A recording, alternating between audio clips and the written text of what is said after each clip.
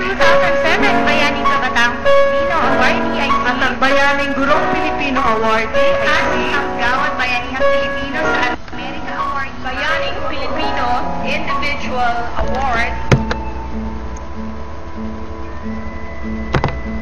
Sa murang edad, nakahanap sila ng paraan upang matulungan ang mga mas nakababata sa kanilang kapuspalad saan man sila mapadpad. Nung bata pa po ako, nagkakariton nga lang po ako sa Dasmariñas naman po yun. Hindi ko po natutunan mag-akit bahay, nagnanakaw, nandudukot ng mga Christmas light. Dahil nga po sa kahirapan namin, wala kaming ganun. Pero ngayon po, dahil sa Dynamic Team Company, pinaharap po nila ako.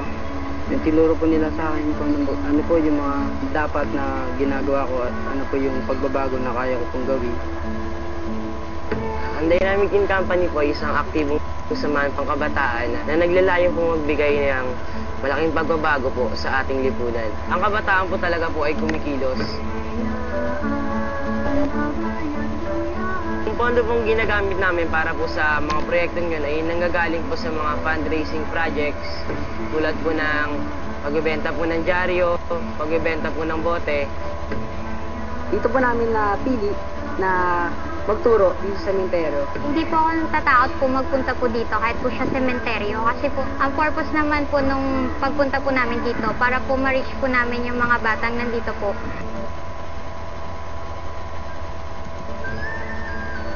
Nakita ko po sa kanila yung sarili ko po dahil dati isa rin po ako sa mga pinibigyan, isa rin po ako sa mga nangihingi. Ngayon po, mas masarap po yung pakaramdam dahil kung dati ako po yung tinutulungan. Ngayon po, mas masarap dahil ako po yung nakakatulong sa iba.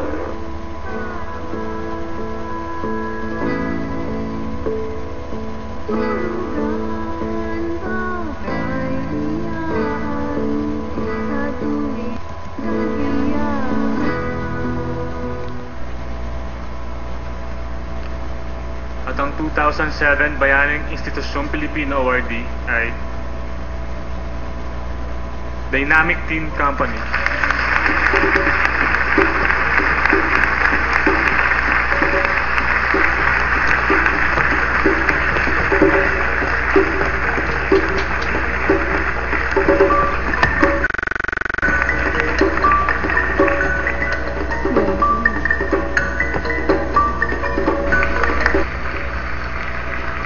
Magandang gabi po sa inyo.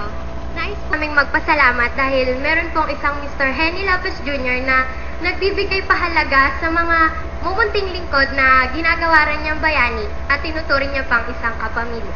Malayo po kasi sa aming inaasahan na yung mga batang dating namamasura, mga dating ligaw yung landas, at yung mga batang dating manggagawa ay maparangalan ng kabayanihan. Inasam lang po kasi namin kahit papaano ay mabago po yung takbo ng buhay Pilipino.